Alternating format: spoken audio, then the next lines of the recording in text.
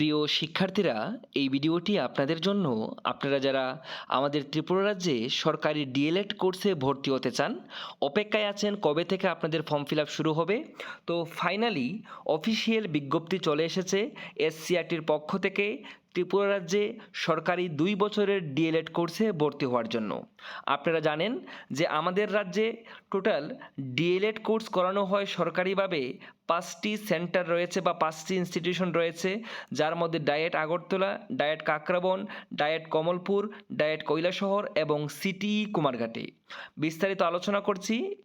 প্রথমত, diet আগরতলাতে total seat রয়েছে 200টি, diet কাকরাবনে seat রয়েছে 180টি, ডায়েট কমলপুরে সিট রয়েছে 50টি, ডায়েট কৈলাসহরে সিট রয়েছে 50টি, সিটি কুমারঘাটে সিট রয়েছে 50টি।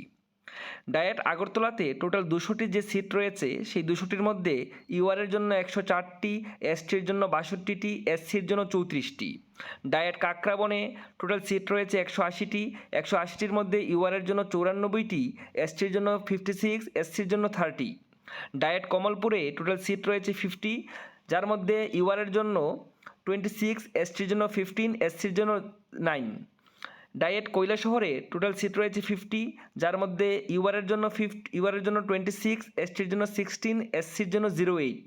সিটি কুমারঘাটে টোটাল সিট রয়েছে 50টি, যার মধ্যে ইউআরের 26, এসটির জন্য 15 এবং এসসির জন্য 09। আপনারা কারা আবেদন করতে পারবেন? যারা আপনারা উচ্চ মাধ্যমিক পরীক্ষায় 50% মার্কস পেয়েছেন মিনিমাম, আপনারা আবেদন করতে পারবেন। তবে এসসি, এসটি এবং পিডাব্লিউডি যারা ক্যান্ডিডেট রয়েছেন, আপনাদের জন্য রয়েছে 5% মার্কস রিল্যাক্সেশন, অর্থাৎ আপনারা 45% মার্কস থাকলেও আপনারা কিন্তু অ্যাপ্লাই করতে পারবেন।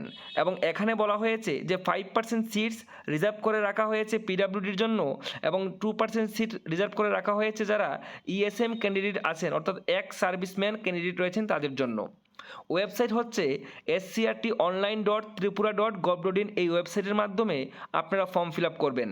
ফর্ম ফিল আপ করার জন্য আপনাদের 200 টাকা ফি লাগবে ইউআর এবং ইএসএম ক্যান্ডিডেটদের জন্য, এবং 150 টাকা ফি লাগবে এসসি, এসটি বা পিডাব্লিউডি ক্যান্ডিডেট যারা রয়েছেন আপনাদের জন্য। অনলাইনে ফর্ম ফিল আপ শুরু হচ্ছে আগামীকাল থেকে, অর্থাৎ 10 জুন 2026 তারিখ থেকে ফর্ম ফিল আপ শুরু হচ্ছে এবং ফর্ম ফিল আপ চলবে আগামী 19 জুন 2026 তারিখ পর্যন্ত। আপনারা ফর্ম ফিল আপ করবেন, তার ডিটেলস গাইডলাইন চেক করার জন্য বলা হয়েছে scrt.online.tripura.gov.in এই পোর্টালে। আপনাদের অনলাইনে ফর্ম ফিল আপ করার পর কিন্তু ডায়েট সেন্টারগুলিতে গিয়ে ডকুমেন্টস ভেরিফিকেশন করাতে হবে। যখন আপনারা অনলাইনে ফর্ম ফিল আপ করবেন, অনলাইনে ফর্ম ফিল আপ করার পর আপনাদের ডকুমেন্টস নিয়ে গিয়ে আপনারা যে কোনো ডায়েট সেন্টারে গিয়ে বা সিটিই সেন্টারে গিয়ে আপনারা কিন্তু ডকুমেন্টস ফিজিক্যালি ভেরিফিকেশন করাতে হবে।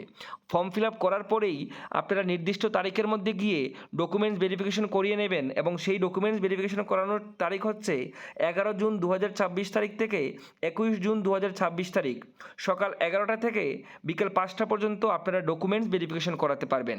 ডকুমেন্টস ভেরিফিকেশন করানোর সময় আপনারা যে সমস্ত ডকুমেন্ট নিয়ে যাবেন সেগুলি হচ্ছে, আপনারা যে ফর্ম ফিল আপ করবেন সেই ফর্ম ফিল আপের অ্যাকনোলেজমেন্ট কপিটা নিয়ে যাবেন, তৎসঙ্গে পিআরটিসি, মাধ্যমিকের অ্যাডমিট কার্ড, মাধ্যমিকের মার্কশিট, উচ্চ মাধ্যমিকের মার্কশিট, এসটি, এসসি, পিডাব্লিউডি আপনারা যে সার্টিফিকেট রয়েছে সেটা নিয়ে যাবেন। তাছাড়া যারা ইএসএম ক্যাটাগরি রয়েছেন, অর্থাৎ এক্স সার্ভিসম্যান যারা রয়েছেন, তাদের এক্স সার্ভিসম্যান সার্টিফিকেট যদি থাকে আপনারা নিয়ে যাবেন। ফিজিক্যাল ভেরিফিকেশনের ডেটটা বলে দিয়েছি, 11 জুন থেকে 21 জুন পর্যন্ত আপনারা ফিজিক্যাল ডকুমেন্ট ভেরিফিকেশন করবেন। মাথায় রাখবেন, আপনি যে সেন্টারে ভর্তি হতে ইচ্ছুক ওই সেন্টারে গিয়েই যে আপনাকে ডকুমেন্ট ভেরিফিকেশন করাতে হবে এমন কিন্তু নয়। আপনার নিকটবর্তী যে কোনো ডায়েট সেন্টারে গিয়েই আপনারা ডকুমেন্টস ভেরিফিকেশন করাতে পারবেন। কিভাবে মেরিট লিস্ট তৈরি করা হবে? মেরিট লিস্ট তৈরি করা হবে, মাধ্যমিকের থেকে নম্বর নেওয়া হবে 20%, উচ্চ মাধ্যমিক থেকে নম্বর নেওয়া হবে 80%। এই মাধ্যমিক এবং উচ্চ মাধ্যমিকের মার্কস থেকেই কিন্তু আপনাদের জন্য মেরিট লিস্ট তৈরি করা হবে, এবং কাউন্সিলিং হবে পরবর্তী সময়ে। আপনাদের কিন্তু মেরিট লিস্ট যখন পাবলিশড হবে তখন কিন্তু আপনাদের কাউন্সিলিং করানো হবে, সেই কাউন্সিলিংয়ের পরে আপনাদের ভর্তি করানো হবে।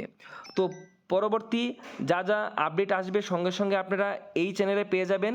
অবশ্যই আপনারা আমাদের Facebook page Tripura study, Pranajit Baidya Tripura study আপনারা ফলো করে রাখবেন। তাছাড়া যারা ইউটিউব থেকে দেখছেন অবশ্যই ভিডিওটি বন্ধুদের সঙ্গে শেয়ার করে দেবেন। তাছাড়া আপনারা ইনস্টাগ্রামে প্রাণজিৎ বৈদ্য সার্চ করলে পেয়ে যাবেন। এখানে আপনাদের কোনো কোয়েরিজ থাকলে আপনারা আমাকে জিজ্ঞেস করতে পারেন। সবাই ভালো থাকবেন, সুস্থ থাকবেন, সবাইকে অসংখ্য ধন্যবাদ।